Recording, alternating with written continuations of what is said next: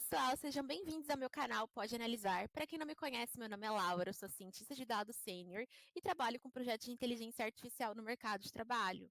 Sou mestranda em inteligência artificial e aí hoje eu vou falar sobre um tema muito legal, que muitos de vocês me pedem, um tema que bomba muito, inclusive eu falo muito nas caixinhas de pergunta que vocês mandam, que é quais são as próximas áreas que eu vejo que vai estar bem aquecida aí no mundo da inteligência artificial. E essa área é o Explainable AI, ou seja, como a gente consegue tornar as tomadas de decisão do modelo que a gente construiu, um modelo de inteligência artificial, de uma forma mais transparente e didática para as pessoas. Então, o Explainable AI, ele é super importante em casos, por exemplo, que envolve a vida das pessoas. Então, médicos, né, voltados para a área da saúde, essa questão, por exemplo, de disponibilização de crédito, né, que tem uma certa correlação com a qualidade de vida de uma pessoa.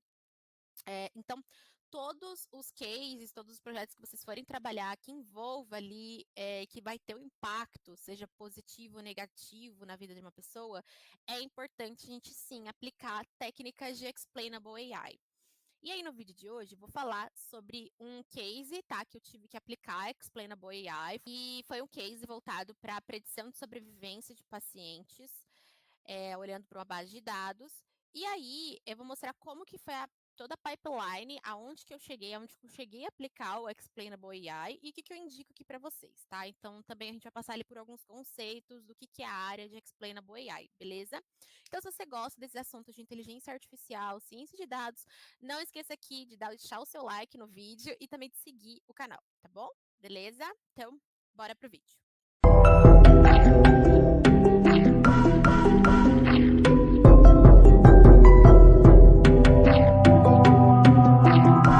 Então, que nem eu comentei com vocês, esse foi o projeto que eu fiz, inclusive esse projeto está no meu GitHub, e aqui é o título dele, né? Predição de sobrevivência de pacientes.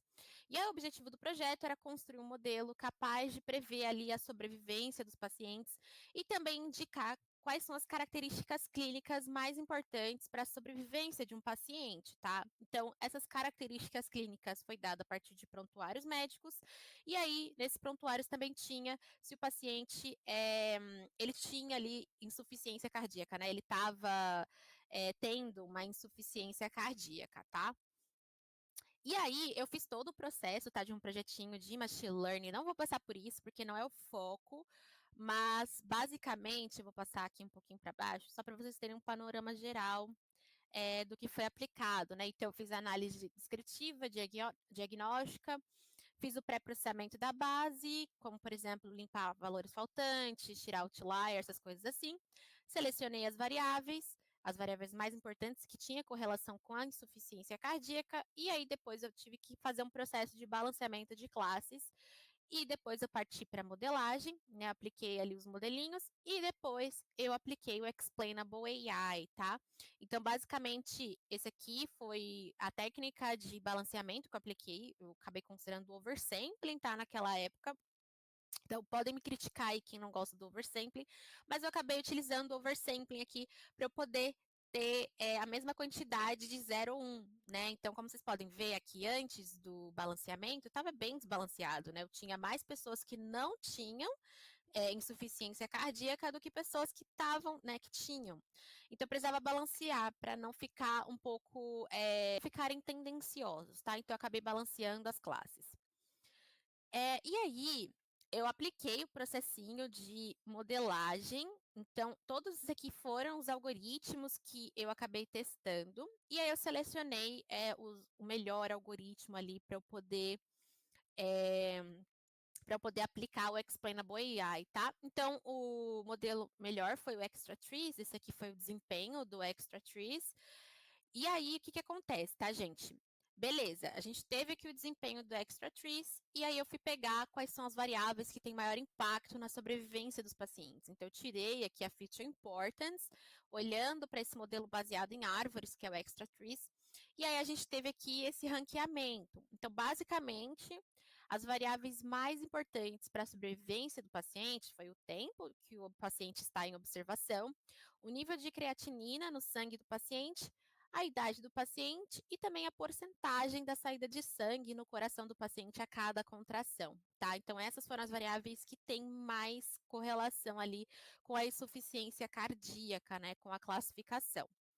Só que existe um ponto bem importante que é a gente também precisa entender a questão do comportamento do modelo, ou seja, qual que é o comportamento geral do modelo para cada uma das variáveis que a gente deu como entrada. Qual é o impacto de cada variável na predição do modelo? Então, aqui a gente tem um panorama meio que geral, né? Poxa, aqui está falando então que o tempo que o cara está em observação, ele tem maior correlação ali com a predição. Tá, mas o quanto que o tempo, por exemplo, ele gera de impacto ali, né? Se a pessoa está, sei lá, há 2 dias, o quanto que isso representa para o modelo. Então é importante a gente também ter essa visão, porque nos ajuda a entender se o modelo está enviesado para algumas variáveis, tá? Então a gente consegue entender tanto a questão do comportamento do modelo para cada uma das variáveis, quanto também o impacto de cada variável para a predição. E aí, também por ser um case voltado para a área de saúde, a gente sabe que isso é muito importante. A gente também ter o controle ali, entendimento do que o modelo está dizendo, do que o modelo está fazendo, dado um conjunto de variáveis, tá? E, beleza, a gente desenvolveu toda essa pipeline aqui e a gente chegou na modelagem, como vocês viram, né? E vocês acreditam em mim que o Extra Trees teve o melhor desempenho. E aí, o que acontece, tá? Como vocês viram, eu apliquei muitos modelos. Você poderia ter aplicado e pode aplicar o Explainable AI para todas, né, para todos os modelos. Só que para facilitar o meu trabalho, como eu cheguei ali e eu vi que o Extra Trees, ele foi o que teve melhor desempenho, então, eu vou aplicar nele, eu vou aplicar no meu melhor. Então, esse foi a minha linha de raciocínio, tá? Então, dado o meu melhor, agora eu vou entender o que o meu algoritmo melhor está fazendo, né? Qual que é o comportamento do meu algoritmo melhor. E aí entra, né, o papel do Explainable AI para nos ajudar a responder as perguntas anteriores. Então, o Explainable AI, ou XAI, tem muitas pessoas que chamam de Shy, mas na verdade é XAI, ele vai tornar transparente as decisões do modelo, tá? Então, o Explainable AI, ou inteligência artificial explicável, ele é uma área de estudo que visa tornar a saída dos modelos de inteligência artificial de uma forma que os seres humanos possam entender. Então, faz com que as pessoas entendam o porquê da saída do modelo. Ok, você está falando que essa pessoa aqui, ok, modelinho, você está falando que essa pessoa aqui, ela tem tendência aqui a ter uma insuficiência cardíaca. Mas por quê? Né? Quais são as variáveis ali que está impactando, está fazendo com que essa pessoa ela tenha essa probabilidade? Ah, é por conta da idade dela? É por conta, não sei, do nível de creatinina no sangue? Então, isso ajuda, né? Principalmente na área de saúde, vai ajudar até mesmo eles a conseguirem direcionar esforços para minimizar essa probabilidade. Ah, é o nível de creatinina, então vamos tentar ali fazer. Gente, eu não sou médica, tá? Só tô dando algumas ideias. Ah, vamos tentar ali então aplicar, sei lá, algum remédio, algum soro ali para tentar diminuir o nível de creatinina, por fim. E o Explainable AI, eles também ajudam, então, essa tomada de decisão, né, mais rápida. Uma tomada de decisão que, no caso, por exemplo, tenta evitar com que esse cenário aconteça, que é a insuficiência cardíaca. Beleza? Então, existem várias vantagens do Explainable AI para o nosso dia a dia. O primeiro é a questão de aumento de confiança dos usuários. No caso desse case, são os médicos na inteligência artificial, porque nós, seres humanos, quando a gente entende o porquê, quando a gente entende a motivação por trás, a gente começa a ganhar mais confiança naquele sistema. Então, quando a gente torna transparente as decisões, a gente gera ali um vínculo de confiança entre os usuários e o próprio sistema de inteligência artificial. Então, a gente sabe que existem muitas pessoas que são um pouco receosas de usar esse tipo de sistema, mas se tu tornar transparente ali o porquê que a IA está falando, isso talvez melhore a relação entre humano e máquina. Segundo ponto importante aqui de vantagem é encontrar pontos de melhoria, né, nos modelos de inteligência artificial para facilitar as futuras correções. Ou seja, se a gente está vendo ali que o modelo está sendo tendencioso para alguma variável específica, a gente pode aplicar ali formas de tentar melhorar isso, né? Então, Por exemplo, a questão do gênero, né? Então, não sei, por exemplo, você está tentando contratar pessoas e o seu modelo está dando um peso muito alto para o gênero daquela pessoa. Então, não faz sentido a gente ter escolhido o gênero como entrada, né? Porque o que, que o gênero tem de correlação com a pessoa exercer um papel, uma função?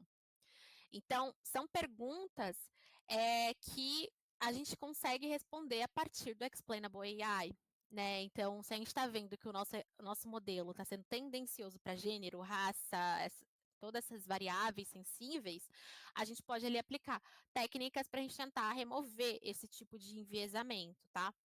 E o terceiro é a questão de levar maior transparência das decisões do modelo para as pessoas, o que gera maior confiança, gera maior usabilidade dentro do sistema, e também quando a gente torna transparente, a gente tem vários benefícios, também ajuda, por exemplo, as correções futuras. Então, pode ser que você mostre, né, toda essa questão de as decisões que o modelo estão tomando para os seus usuários, que no caso, por exemplo, são os médicos, e o próprio médico pode apontar ali quais são as variáveis que não faz sentido o modelo ter aplicado ali, ter dado um peso maior. Beleza? Por que, que o modelo está apontando que essa pessoa ela vai ter uma insuficiência cardíaca? Segundo, quando e por que eu posso confiar no modelo? Ou seja, essas decisões que o modelo tomou faz sentido? Né? Então, esses pesos que ele deu ali para determinadas variáveis, faz sentido?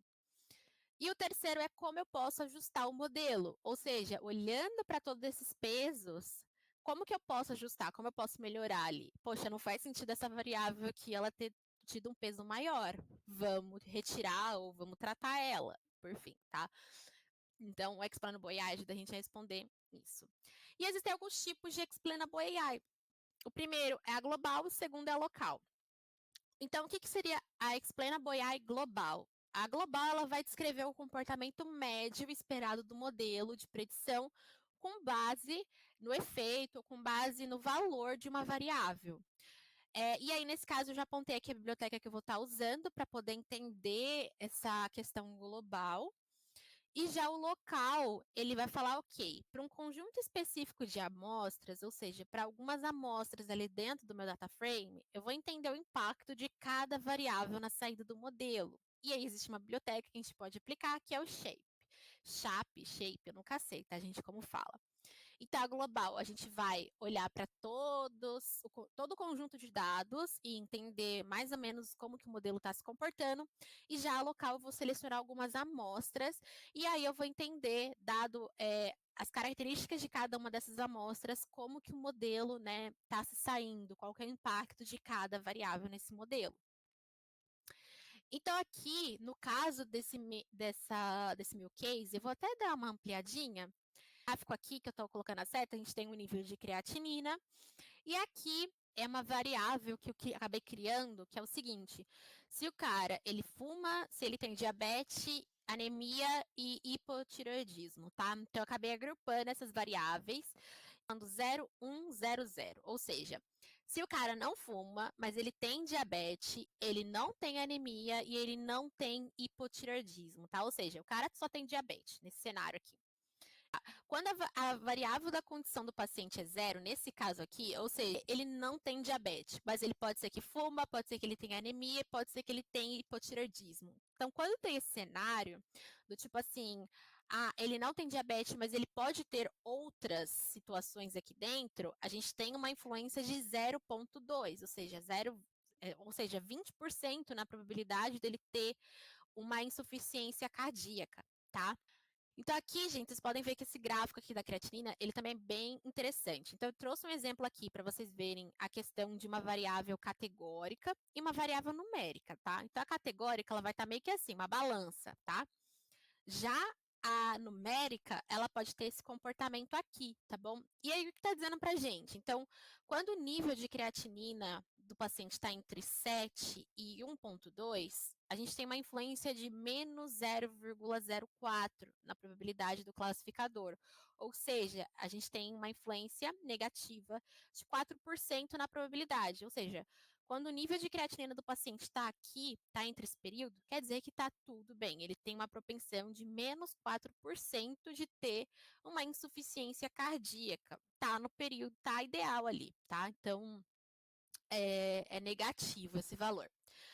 Agora, quando tá, né, acima de 1,2, aqui eu acabei chutando 1,3, tá? Mas a gente pode ver que, sei lá, 1,21 já passou aqui, né? Já tá subindo.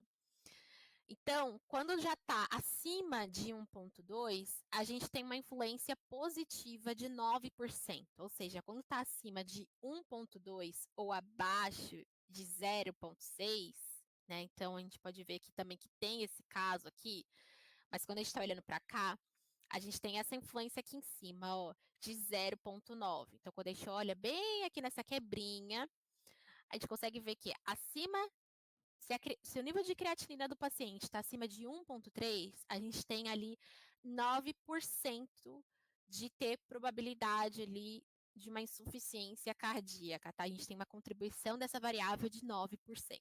Beleza? Aqui tem outras, então, para a gente poder analisar. Aqui é o percentual, né, de sódio no sangue, e aqui é o tempo que o cara está em observação, tá? Então, olhando aqui, ambas são variáveis categóricas, tá?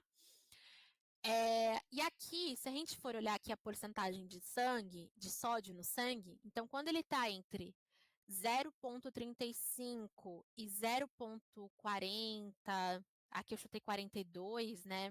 O efeito médio dessa o efeito médio dessa variável no classificador, na saída, está sendo de menos 0,01, ou seja, menos 1%. Então, quando o cara tem esse percentual de sódio no sangue, a gente tem ali um efeito negativo, ou seja, ele está tendo uma propensão maior de não ter uma insuficiência cardíaca. Então, está sendo de menos 1%, tá? Aqui tem um errinho, mas é quando, tá? Agora, quando o percentual do sangue está entre 121 e. Eu coloquei só aqui 121, né? Então, quando está próximo de 121, o efeito é positivo, né? É de 6%. Então, ele tem ali 6% de probabilidade ali de ter uma insuficiência cardíaca.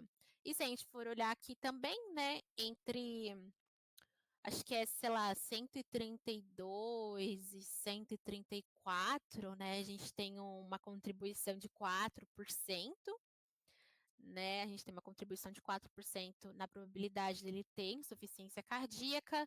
Aqui a gente consegue ver que quando está acima de 141, por exemplo, já começa a cair. Então, se o percentual de sangue, o percentual de sódio no sangue está acima de 141, a gente tem ali uma influência bem mais negativa, né? Então, a probabilidade de ele ter uma insuficiência cardíaca é muito menor. Olhando aqui para o tempo de observação, então, se o cara ele já está entre 50. Ah, tá. Se ele está entre, sei lá, 52. Eu coloquei 55, tá? Mas eu realmente não sei, porque tá tão quebradinho. Então, quando o cara tá entre 55 e 260, a gente consegue ver que a influência é de menos 0,03, ou seja, menos de 3%. Né, quando ele está já entre 55 dias e 260 dias, tá? Então, a gente tem uma influência negativa, né? Tem uma propensão menor de ter uma insuficiência cardíaca. Agora, quando ele já está há 1 dia e 50 dias no hospital, por exemplo, internado, ele já tem uma probabilidade um pouco maior, uma influência maior de ter uma insuficiência cardíaca, ou seja, 8% aqui na saída, 8% aqui de probabilidade, tá? E aí, gente, existem outros gráficos que eu fiz, e é muito legal ir analisando cada um deles, tá? Mas agora eu vou passar para o Explainable AI local, tá? Então, o que acontece? Para o Explainable AI local, então aqui a gente viu que nós estamos olhando geralzão. Então, com base Isso aqui, tá, gente, é na base de treino. Então, com base na base de treino, o modelo está se comportando desse jeito aqui para cada uma dessas variáveis. E eu selecionei algumas, tá? Porque o modelo foi treinado com outras variáveis também. Eu selecionei as mais interessantes aqui que dava para tirar alguns insights relevantes, tá bom?